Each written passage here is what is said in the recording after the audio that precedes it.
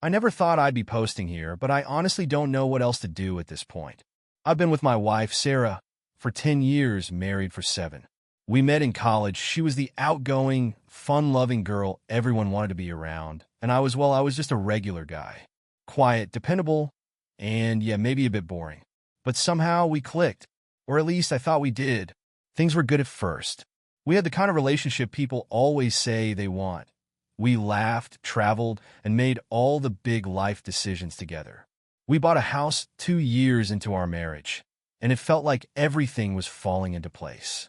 I thought I was doing everything right, being a good husband, supporting her dreams, making sure she was happy. But over the past few months, something fell off. At first, I chalked it up to stress. Sarah started working longer hours, going out with her friends more. Nothing too crazy, but it was different. She used to text me all the time, little messages throughout the day, asking how my day was going. That stopped. Then there were the girls' nights she kept having. Which, fine, she deserves to have fun, right? But I started noticing that these nights weren't exactly spontaneous. They were planned, like weeks in advance. And it wasn't the usual group of friends she used to hang with. I didn't recognize the names she was dropping, and when I asked her about them, she got defensive, dismissive even. "Why do you care?" she'd snap. "You've got your hobbies, let me have mine." I wasn't trying to control her or anything, I just thought it was strange. But every time I brought it up, it turned into a fight. I started second-guessing myself, wondering if I was just being paranoid. So a couple more months went by, and things just kept getting weirder. It was like Sarah was living in her own world. I'd come home from work, and she'd either be gone or glued to her phone, smiling at her screen, laughing at God knows what. If I asked her what was so funny, she'd always have the same excuse.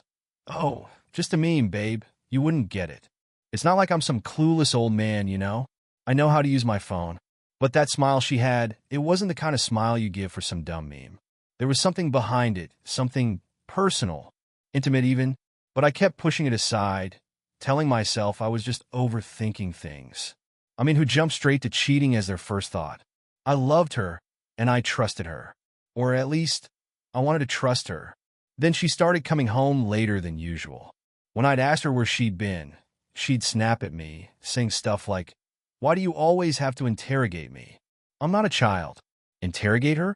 I was asking a simple question, the kind you'd ask any spouse who's suddenly staying out till 1 a.m. on a Tuesday. She always had an excuse, work happy hours, dinner with clients, stuff like that. I try to be understanding. She works in marketing, so her job can be social, and sometimes late. But something just didn't sit right with me. What really started raising red flags was when she became super protective of her phone. Like freakishly protective. We've never been the type of couple that goes through each other's stuff, but she was suddenly carrying that thing around like it held state secrets. I remember one night, we were watching TV, and she got up to grab a drink from the kitchen. Her phone buzzed, and I glanced at it out of habit, just a reflex. When she saw me look, she practically sprinted back to the couch, snatched the phone up, and gave me this death glare like I'd just committed some unspeakable crime. "Why are you checking my phone?" she hissed. I wasn't. I really wasn't. But the way she reacted, it was weird. Like too weird. And that's when the doubts really started to kick in. Little things started adding up.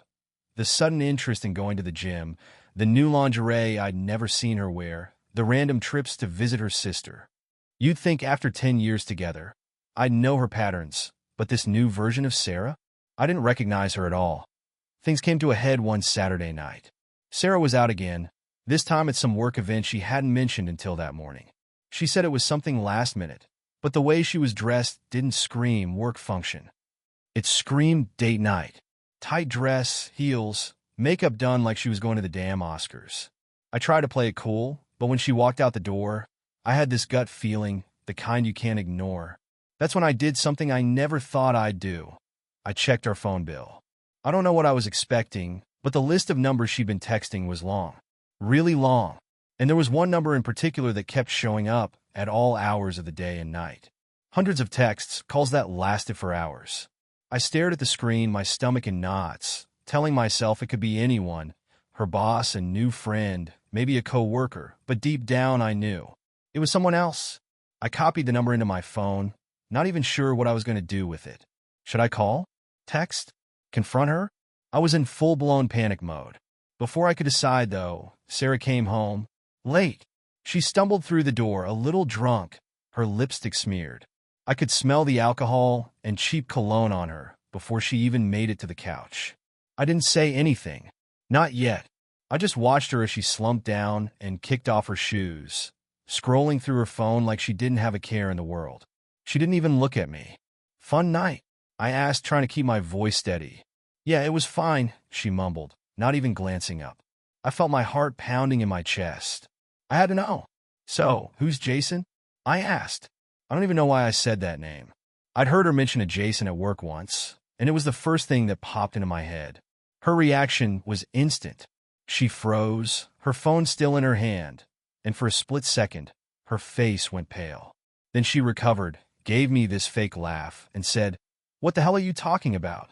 But it was too late. That tiny flash of panic told me everything I needed to know. The next day, while Sarah was in the shower, I did what I never wanted to do. I went through her phone. I know, it's a massive invasion of privacy, and part of me felt like a piece of shit for doing it. But after what happened the night before, I just couldn't sit there with all these unanswered questions eating away at me. Her passcode hadn't changed, so it was easy enough to get in. I went straight to her messages, and there it was, an entire thread with a guy named Tom. Not Jason. Tom. My hands were shaking as I scrolled through the messages, my stomach doing flips. It wasn't even subtle. They were talking about meeting up, about their nights together. They'd been having sex. Lots of it. The messages were explicit, and reading them felt like a punch to the gut. She'd been lying to my face for months. Every time she said she was going out with the girls, or working late, or just tired, she'd been with him. The worst part? She didn't even seem to feel guilty. In one of the texts, she was laughing about how easy it was to fool me, how I was too clueless to ever catch on. I thought I was going to throw up. My whole world came crashing down in that moment. The woman I'd built a life with, the one I trusted more than anyone else in the world, was cheating on me with some random guy named Tom. I couldn't believe it. When Sarah came out of the shower, I was sitting at the kitchen table, her phone in my hand. She saw me immediately and froze. For a second, I think she knew. But then, like the snake she is, she put on her fake smile and asked, "What are you doing with my phone?" I didn't even look at her. "Who the hell is Tom?" Her face dropped. She stood there, dripping wet in her towel, and for the first time in what felt like months, she had nothing to say. No excuses. No lies. She just stared at me, and the silence was deafening. Finally, she muttered, "It's not what you think." "Oh, really?" I slammed her phone down on the table, the sound echoing in the kitchen. "Because it looks exactly like what I think it is. You've been screwing this guy for months, Sarah. Don't even try to deny it." Her eyes darted around the room like she was trying to figure out what to say, what lie would get her out of this mess. But nothing came. So, instead, she went on the offensive. "Well, maybe if you weren't so boring, I wouldn't have to look elsewhere." There it was. The excuse. I was boring. I wasn't enough for her. It was my fault. Somehow, that's when everything really went to hell. Sarah wasn't sorry. She wasn't even ashamed. Instead, she started listing off all the ways I'd failed as a husband. According to her, I was too predictable, too focused on my job, too lazy around the house. She was bored with me, and she'd found excitement with Tom. "I tried, okay?" she yelled, her face red with anger. "But you're impossible to live with. You don't even notice me anymore. We haven't had sex in months, and all you do is complain when I go out. What did you expect me to do?" I couldn't believe what I was hearing. She was blaming me for her affair. Like somehow, I'd driven her into this guy's arms by not being enough of a fun husband. The thing is, she was right about one thing. We hadn't had sex in months. But that wasn't because I didn't want to. It was because every time I tried, she'd push me away. She was always too tired or not in the mood. Now I knew why. This wasn't just about sex. It was about trust, about respect. And she'd thrown it all away for some fling with a guy she barely knew. After she screamed at me, I was stunned into silence. For the first time in my life, I didn't have a response. I wasn't just angry anymore. I was devastated. How had it come to this?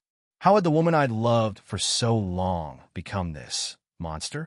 I could still hear her words echoing in my head, like they were branded there. "You're impossible to live with. You don't even notice me anymore. I guess I could have fought back. I could have yelled, told her she was wrong, that I wasn't some boring husband, that I didn't notice her. But what was the point? She'd already checked out of our marriage long before I even realized there was a problem. So, instead of arguing, I just asked her one question. The only question that really mattered. Do you even love me anymore? I could see the answer in her eyes before she even opened her mouth. She hesitated just for a second, but that hesitation told me everything I needed to know. Finally, she said, I don't know. Maybe I still do, but I don't know. I don't know. That's all I got after 10 years together. 10 years of my life, and she couldn't even give me a straight answer. I felt my throat tighten, that pressure in my chest building up until I thought I might just explode. But instead of exploding, I just deflated. It was like something inside me broke, and all the fight just drained out of me. There was nothing left to say. She didn't love me anymore, or at least not enough to stop screwing Tom. That was the end of it. Without another word, I stood up, grabbed my keys, and walked out the door. I didn't know where I was going, but I couldn't stay in that house with her any longer. It felt like I was suffocating. I ended up at a bar down the road, the one I used to go to with some buddies from work. I hadn't been there in months, maybe years, but somehow it felt like the only place I could go.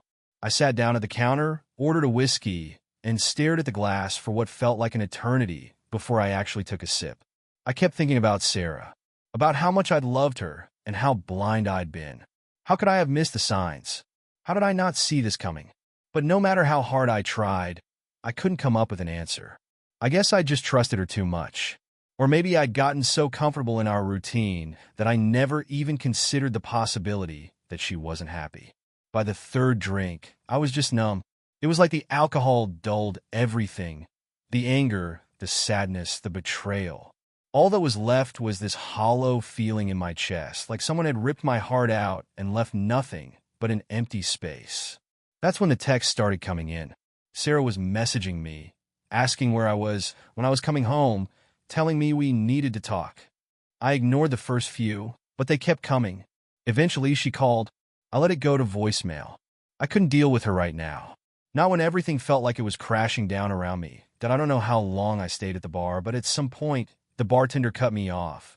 I wasn't drunk enough to black out, but I was definitely buzzed. Still, I knew I couldn't stay there forever. I didn't want to go home, though. Not to her. So, I did the next best thing. I crashed on my friend Kevin's couch. Kevin's one of those guys who's been through a lot of shit in his life, so I knew he wouldn't ask too many questions. When I showed up at his door, he took one look at me, handed me a beer, and didn't say a word. We sat there in silence for a while, just watching some stupid late-night TV, until I finally told him what happened. Dude, that's messed up, he said, shaking his head. What are you going to do? That was the million-dollar question. What was I going to do? Part of me wanted to pack up my stuff and leave her right then and there. But the other part, the part that had spent 10 years loving this woman, was still holding on. Maybe we could work through it. Maybe this didn't have to be the end. I don't know, I admitted. I don't know if I can forgive her. Kevin didn't say anything for a while. Then, finally, he looked at me and said, You shouldn't have to. That hit me hard. He was right. Why should I have to forgive her? Why should I be the one who has to fix things when she's the one who cheated? The next morning, I woke up with a pounding headache and a sinking feeling in my gut. The reality of the situation hit me all over again, and it was like a wave of nausea. I lay there on Kevin's couch, staring at the ceiling, wondering how the hell I was going to face Sarah. She had texted me a few more times during the night, saying she was sorry and that she wanted to talk. It wasn't an apology for the affair, just an apology for the fight, which somehow made it even worse. Like she still didn't understand how badly she'd hurt me. I knew I had to go home and face her at some point, but I wasn't ready. I needed more time, so I called in sick to work and spent the day at Kevin's trying to figure out what to do. Kevin told me I could stay as long as I needed, but I knew I couldn't avoid her forever. Eventually, around noon, I got in my car and drove home. When I walked in the door, Sarah was sitting at the kitchen table, looking like she hadn't slept at all. Her eyes were puffy, and she was still in her pajamas. For a second, I almost felt sorry for her. Almost. But then I remembered why I'd left in the first place, and any sympathy I had for her disappeared. We need to talk, she said quietly, her voice barely above a whisper. I sat down across from her, but didn't say anything. I wanted to hear what she had to say first. "I'm sorry," she began, fidgeting with her hands. "I know I screwed up, but we can fix this. We can go to therapy or take a break or something. I don't want to lose you." Her words didn't mean much to me at that point. She'd already lost me the moment she'd chosen to cheat. Therapy? A break? None of that was going to erase the fact that she'd betrayed me. "How long?" I asked. She hesitated. "A few months." I felt a fresh wave of anger wash over me. "So, every time you told me you were out with friends, you were with him?" She nodded, tears welling up in her eyes. I could see she was trying to look remorseful, but it wasn't working. Not for me, that I didn't explode. I didn't yell or throw things. I just broke. I felt the weight of everything come crashing down on me, and for the first time since I found out about the affair, I let myself feel all of it. The sadness, the anger, the heartbreak. I put my head in my hands and cried. I hadn't cried in years, but now it all came out in waves. I felt raw and exposed, like someone had ripped open my chest and left me bleeding on the floor. Sarah tried to comfort me, but I pushed her away. I didn't want her touching me. Not after everything she'd done. "I'm sorry," she kept saying over and over again. But sorry didn't mean shit. Sorry didn't fix anything. Sorry didn't take away the fact that she'd been with another man, that she'd been lying to me for months. Eventually, the tears stopped, and I wiped my face. I looked up at her, and all I felt was emptiness. "I can't do this anymore," I said, my voice hollowed, but that's when I knew. I couldn't stay with her. I couldn't spend the rest of my life wondering if she was still lying to me, wondering if she'd cheat again. The trust was gone, and without trust, there's no marriage. I loved her once, but whatever we had was gone. She'd killed it. "I'm leaving," I said, standing up from the table. Her eyes widened. "Wait, please don't. I'm done, Sarah." I cut her off. "You made your choice, and now I'm making mine." She tried to argue, tried to convince me that we could fix things, but I wasn't listening. I was already packing my bags in my head, thinking about where I'd go, what my next steps would be. There was no fixing this. Not anymore. The next few days were a blur. I stayed at Kevin's again while I figured out the logistics of moving out. We didn't have kids, thank God, so that made things a little easier. But dividing up our life together, figuring out who got what, canceling joint accounts, explaining to family and friends why our marriage had fallen apart, that was brutal. Sarah kept trying to reach out, but I stopped responding. I couldn't talk to her anymore. It was over. Eventually, I found an apartment, and I moved out for good. The first night in that empty place was rough. I felt alone, even though I knew I'd made the right decision. But slowly, things started to get better. I started to rebuild my life, piece by piece. It's been a few months since all of this went down, and I've had a lot of time to think. If there's one thing I've learned from all of this, it's that you can't make someone love you. No matter how much you try, no matter how hard you work at a relationship, if the other person isn't willing to put in the effort, it's never going to work. I spent so many years trying to be the perfect husband, trying to make Sarah happy, and in the end, it didn't matter. She wanted something else, and she went after it, no matter how much it hurt me. My advice to anyone going through something similar? Don't ignore the red flags. Don't let someone make you feel like you're the problem when they're the one who's betraying you. You deserve better.